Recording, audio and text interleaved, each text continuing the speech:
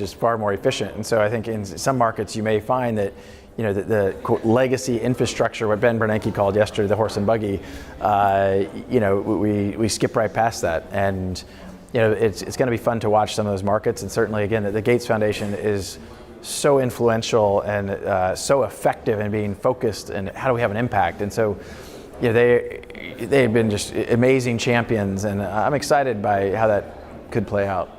Also, the news that you had about the accelerator, which I actually like because it's almost an accelerator for banks, which is, by the way, the Unconference on Accelerator. It's a RAP, by the way, RippleNet Accelerator Program. RAP. Yeah.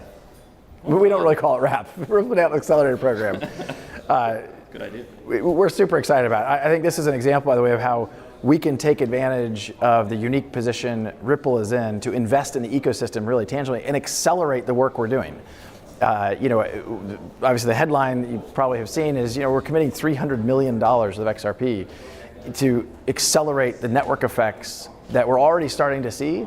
But if we can have that happen more quickly, more customers, more quickly getting into production, that's all the better. The earliest days of Visa, they had various incentive programs to drive that adoption, and I view this very similarly. I like the idea because you are literally putting skin in the game, right? I mean, you're betting on yourself, if you will. For sure. So I love the concept. I love the idea of doing that. What's been the reception so far? I'm curious. Oh, it's been great. Phone won't stop ringing. Yeah, I mean, we intentionally announced that right before Sibos, knowing that timing was good, by the way. We'll have a couple hundred bank meetings while we're here, and we timed that intentionally because we want to drive adoption. We want to accelerate adoption, and that means more customers deploying more quickly, moving more volume, and again, we think that's just good for the whole ecosystem. Yeah, I know it's working because when we pulled up, there were a lot of suits sitting outside, and not at all what I was expecting, by the way, when we showed up, and that made me smile. Yeah. Consortiums are interesting, so I want to go there just a little bit. Yeah. I've been around payments, forever and a day. We've seen, for example, MCX. We've seen the worst named product ever of ISIS. God, I actually worked on that too. So the concept of consortiums is hard. Yeah. And within this community, within the blockchain community, we have consortiums by default. We had the recent news as far as the legal action with R3. Can you discuss where we're at? Yeah, absolutely. So both R3 sued Ripple, Ripple sued R3. To some degree, it's a contract dispute. We entered into a partnership. There were compensation for delivering on that partnership. I think R3 is trying to paint it simply about the option agreement. It's a broader partnership. Our suit, I think, speaks for itself in that we feel like very clearly, I don't think R3 has lived up to the commitments they have made. The first step in that litigation was a suit that R3 brought against Ripple in Delaware. That case was dismissed last week. The case overall will continue. Now the case we brought against R3 will continue in California. So it's not over, but we think it's nice to see that Delaware took our view that that wasn't the right venue to even consider the case. You've led multiple companies. Without getting too simplistic here, what makes it so hard? And would you agree we need some sort of a standardization or of approach when it comes to payments? Yeah. Well, so first of all, I want to double click on the word consortium just for a moment. I think that word has been a little bit bastardized to be a little like AI, like crass. blockchain, like take your pick. Well, I mean, look, historically, a consortium was a group of people coming together with equity participation, and now you have what all things that are called consortium. They're like, that's not really a consortium. But when I think about the consortiums, some of them are just they're open source software initiatives, right? And people say, hey, we have 100 members in our consortium. It's like, no, you have 100 participants in an open source software platform.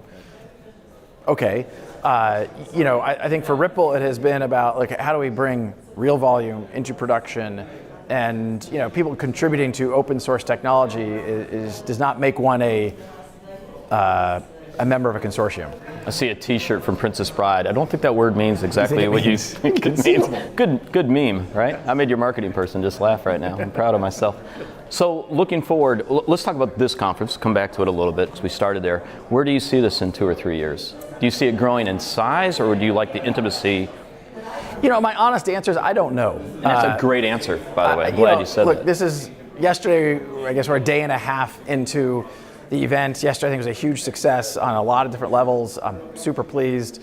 I had one conversation last night after a couple drinks, thinking about what does it look like next year, and no decisions have been made. I think without a doubt we want to make sure that we remain a part of the conversation with Sibos and with banking, and if that means that we're doing something to the side, that's great. But I think it's to be determined. It is important to me, to your point. I like having an intimate gathering of a bunch of influential people in the industry, that it's not just talking heads. You're really having a conversation and a dialogue. Yeah, and that's it, right? Just not on stage and you're just spouting. It's actually getting that feedback and taking it back with your product teams and saying, this might be interesting where we go. So let's talk about payments then. And let's focus on North America, since my focus is for my company, North America. When can you please fix payments? Because this is absolutely a nightmare. When you go overseas, right? Yeah. We talked about this, the leapfrog effect, right? Yeah. India or Africa, take your pick on mobile, and Asia. And then we come back to the US. We're both, you're from Kansas, I'm from Detroit originally. Right. So we're US boys. Yeah. What the heck? It is. I marvel at it, and I admit, because I didn't come from the banking or payments industry, as I was learning about Ripple and what they're trying to do, it's just unbelievable to me that truly the most efficient way for me to get money to London today would be to go buy a ticket at the airport here in Toronto and fly it there. Yes. That's a crazy thing. I mean, I can stream video from the space station, yet I can't move my own money from point A to point B efficiently. These are infinitely fixable things. And it is a crawl, walk, run dynamic, but I'm super excited by the progress we're seeing, the momentum that is building. It took us a long time to sign our first bank, and then it was a little faster to do our next bank. I am very excited about the pipeline for Q4, and feel like, particularly with this RippleNet Accelerator program, where we're investing to incentives to even accelerate things more, I'm super excited about where we sit. Well, I think influencing and what you're doing with folks like Ben Bernanke, right? That targeted education and getting those spokespeople in, right? Where it's not anarchy, right? Is an important move, right? Both within the regulatory side and the banking side. So again, the accelerator, the work with the Gates Foundation, getting the thumbs up from Bill Gates is not a bad thing in this day and age. The moves, Brad, I really like. And the socks are fantastic, okay? Thank you. That's what matters. Brad, thanks for the time. It was great. I really fun. appreciate it. Yeah.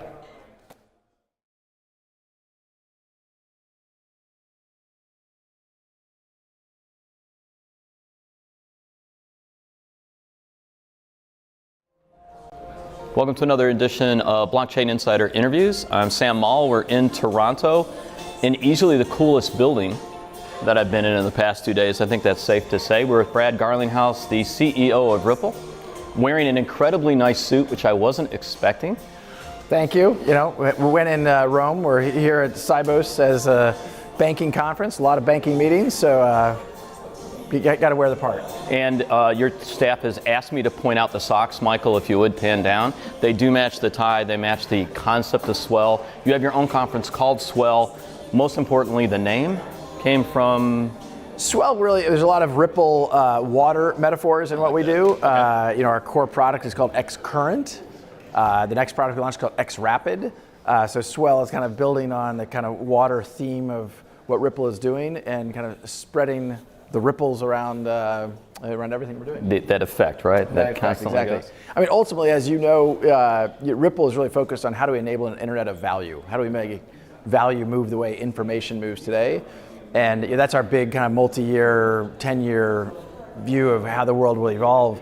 And it's really how do we dial that back and to make it tactical and real today and tomorrow. And I think if you want to enable an internet of value, you've got to connect the repositories of value. Right. And the repositories of value, as big as the Bitcoin value proposition is today, the banks own trillions and trillions and trillions of dollars of assets. So if we want to enable an internet of value, we've got to connect the banks and payment service providers and MSBs, and we're excited to have made a bunch of progress on that. So how are you feeling with the conference so far? This is the inaugural event for this. We'll talk about the timing and some other things that are happening in Toronto, but overall, how do you think the conference has gone after your first day? Look, I'm thrilled, and I will admit, there's a certain nervousness when you have your inaugural event. things running smoothly? Are people going to show up? Yesterday we had kind of our lead keynote with Ben Bernanke, interviewed by Gene Sperling. I was going to come there, by the way. So if you're going to have your first event, Ben Bernanke, nice. You got Sir Tim Berners-Lee coming up. You've got Don Tascott. You have Stefan Thomas and Vitalik this afternoon. That should be great. Yeah, when you look at the speaker list and the buzz that we've heard maybe at a different conference that's going on, which we will talk about, well done. Right? Thank you. That's the way to do a conference. So as for the inaugural event, I'm thrilled. I think there's always things you'll learn and we can do better, but to some degree we're trying to be the unconference relative to the Sibos. I think we did try to be complementary with some of what they're doing, but Ripple has been fortunate. We've got a lot of customers, and we heard last year our customers, they want to hear more from us, and we felt like the best way to do that is to set up shop here, and it's been great so far. It's been very busy, packed house for Bernanke and a bunch of the sessions yesterday, and I expect the same today. Yeah, it's interesting. I've been around Ripple forever and a day, right? Back when Chris Larson was there, and one thing I appreciate about Chris is he constantly learned how to refine the message, right? In the space you're in, educating bankers, corporates across the piece, that's a huge part of this, right? Sure. This isn't a simple, this is not a simple topic, right? So that idea, what you talked about building this conference out, makes sense because education and that component of it is massive. Yeah, I think one of the things that has served Ripple incredibly well is, I think, in contrast to some in the community that are kind of taking a very horizontal view, we're talking about literally over 100 use cases. We've been very specific about one. Right. Payments, particularly cross-border payments, and let's go deep in really understanding that product set, that need, that customer, how you sell into that customer.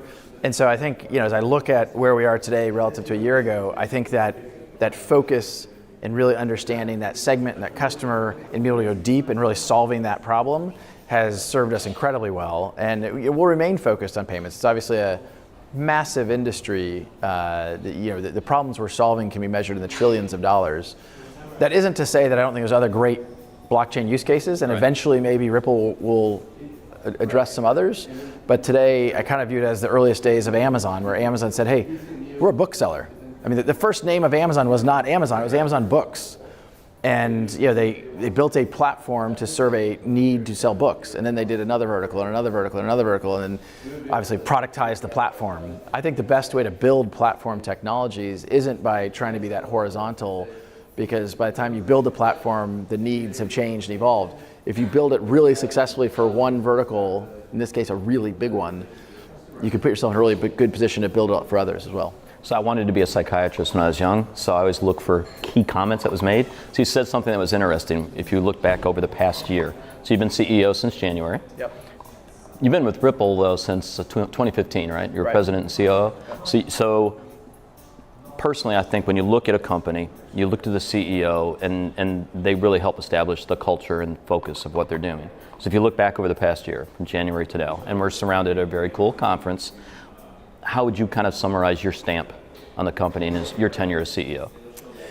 Well, so you're right. I've been in the company 2.5 years, and Chris and I Chris Larson, the founder and previous CEO, and a great guy. We really great guy. Love Chris.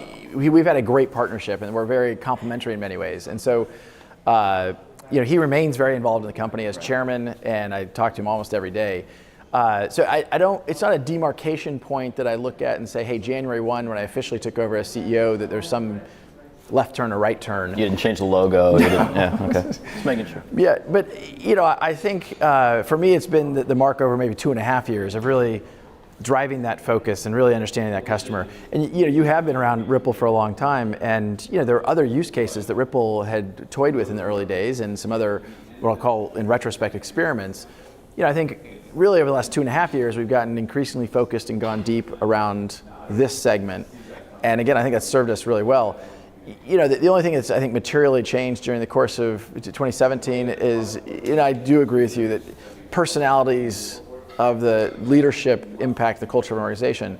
I like to be aggressive, and I think even what you're seeing here with Swell is, look, I think Ripple's an incredibly good place, and we've been incredibly fortunate. Part of that's skill, part of that's luck, but it is to press our advantage. And I think we want to continue to be aggressive in the ecosystem, continue to invest in the ecosystem. I think we have some things we're teed up for Q4 that I'm really excited